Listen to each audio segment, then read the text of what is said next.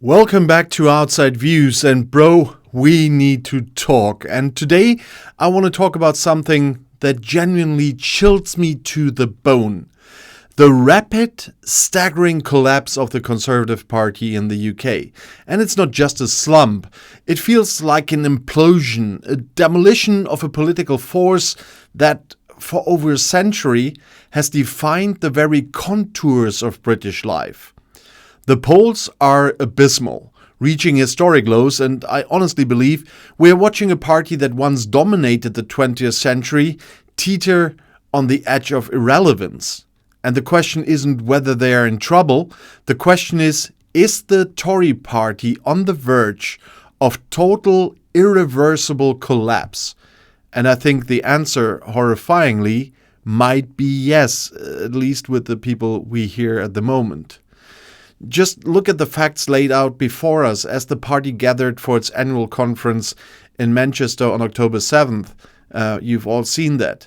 The mood was not one of reflection or renewal, it was one of sheer panic.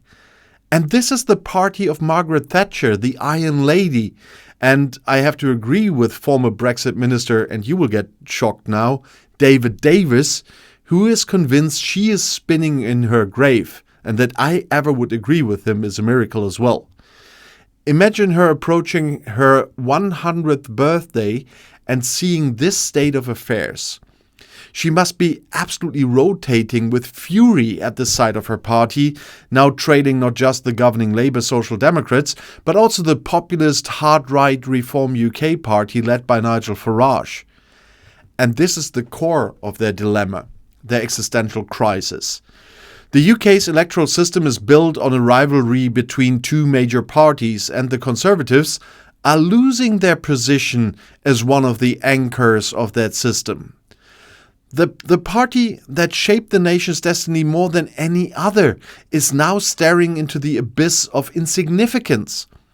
And Professor John Curtis, arguably Britain's most important polling expert, has openly warned that the Conservatives could lose their role as a significant governing party. Think about that.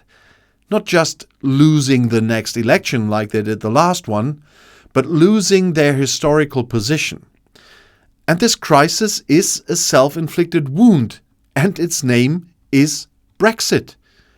The party, under the leadership of people like Boris Johnson, completely sold its soul to the hardline Eurosceptics, uniting various political camps behind a compromise-free hard Brexit. And these were voters who have now almost entirely defected to Farage's Reform UK, the party that is successfully capitalizing on the fallout from the very policy the Tories delivered. The Conservatives sacrificed their moderate pro-European middle-class voters, the very people that political experts like Professor Anand Menon of King's College London now say they desperately need to win back. They are stuck in a catastrophic political no man's land, as Professor Curtis so astutely noted. They essentially occupied neither the pro-European nor the anti-European position anymore. The party tried to appeal to the loudest voices, the most extreme elements, and now those same voices have simply moved further right, taking the core of the Tory support base with them. And they have been outflanked by the very ideology they tried to co-opt. And what is the party's desperate, misguided response now? To compete with Reform UK on their main issue, and that's immigration. Facepalm would have been more accurate here. Tory leader Kemi Badenoch, in her opening salvos at the conference, sounded like a broken record, vowing to fight the scourge of illegal migration and secure the borders. Worked so well so far.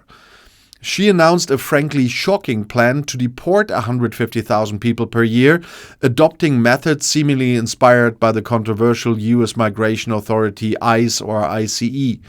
And even more chillingly, she intends to take the UK out of the European Convention on Human Rights to stop deportations from being blocked by the European Court of Human Rights in Strasbourg. In a recent video, I explained to you why this would be a fatal blow to Northern Ireland, for example.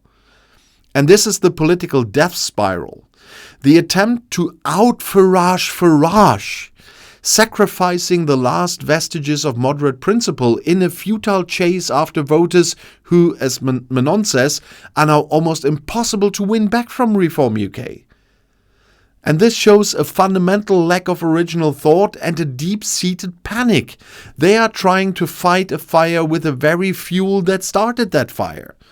And the tragedy here is that the people who do still trust the Tories for something, their economic competence, are being ignored while the party hammers away at an issue where the extremists will always be more convincing.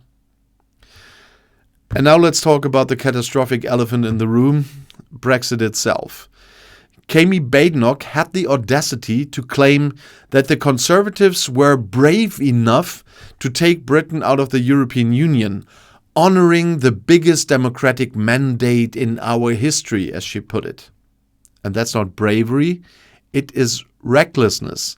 And the polls are the reward for that so-called bravery. By the way, it was a non-binding referendum, just to remind you of that. Campaigners have rightly criticized this claim because the polling tells a completely different story. New polling from YouGov for Best for Britain confirms what I and so many others have felt for years. The public overwhelmingly believes Brexit has been a failure for the UK. And here's the kicker. Even the people who currently say they intend to vote Conservative at the next general election are more than twice as likely to view Brexit as a failure, with 46%, compared to those who see it as a success, at 22%. The flagship policy that swept Boris Johnson to power in 2019 is now openly considered a failure by his own party's remaining loyalists. And this policy, which is estimated to have slashed UK GDP by 4% and wiped a staggering £40 billion from the Treasury's annual budget, is being blamed for the economic damage, the hurt to trade with Europe, and the worsening relationship with other European nations. And even the Reform UK supporters, the very people who are meant to be the ideological heirs of the hardest Brexit, are split on the issue, with a third of them even viewing it as a failure. The party's base recognizes the economic calamity, and half of current Conservative supporters who see Brexit as a failure cite the economic impact as the primary reason, and a similar number point to the damage it did to the ability to trade with Europe. And they are also keenly aware that leaving the EU did not deliver the promised opportunities, like extra NHS funding, which was a central lie of the campaign. You remember the infamous bus. And it also made the UK more isolated and contributed to rising bills. It's a monumental, public and self-evident failure. And who do the Conservative voters blame for this disaster? The usual suspects, all former or current Tory figures are named there. Boris Johnson is blamed by 2/3 of the failing Brexit supporters, with David Cameron and even Theresa May also shouldering the blame. Nigel Farage, the man now poised to take their place, is also widely held responsible by Conservative voters, though. The fact is, as Naomi Smith of Best for Britain put it, the British public, including the Tories' own voters, recognizes that Brexit has been a calamity for the economy, for businesses and the cost of living. And Badenoch's party needs to face up to the reality of the damage they have done. And the only way to regain economic credibility is to start the hard work of repair, but instead they are doubling down on the very rhetoric that caused the collapse. It seems that 5 years after Brexit, the trust in the state and politics has shrunk, and the Tories are paying the ultimate price. The party has alienated the moderates, but also failed to deliver for the hardliners, and is now being beaten at its own game by a far-right populist. The idea that they can simply win back the Reform voters by mimicking Farage is just disillusional. I don't know how delulu you can get. And those voters want the unvarnished product, not the Tory imitation. And the moderates, the pro-European centrists, have long since walked away in disgust from that party. The tragedy is that on the fringes of this sparsely attended conference, there were delegates actually discussing the idea of a pact or even a coalition with Farage's Reform UK.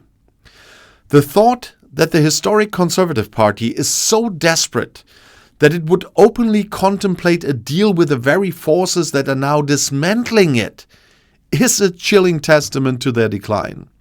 An alliance with the very person who spearheaded the destruction of their political position is not an out-of-the-box solution. It's a concession of defeat, a formal acknowledgement that the hard right has won the ideological war within the party. So, is the party on the verge of collapse? Well, with no clear path forward, a leader determined to fight an unwinnable battle on the wrong ground, and a base that finally realizes their flagship policy was a complete failure, I have to conclude that the Conservative Party's time as a major force in British politics is genuinely drawing to a close. They are rudderless, ideologically bankrupt, and being ripped apart from within and without by the forces they themselves unleashed. Why does Disney come to mind here and some mouse? The political center ground is empty, the right is split, and the future of the party looks less like governing and more like fighting for survival on the fringes.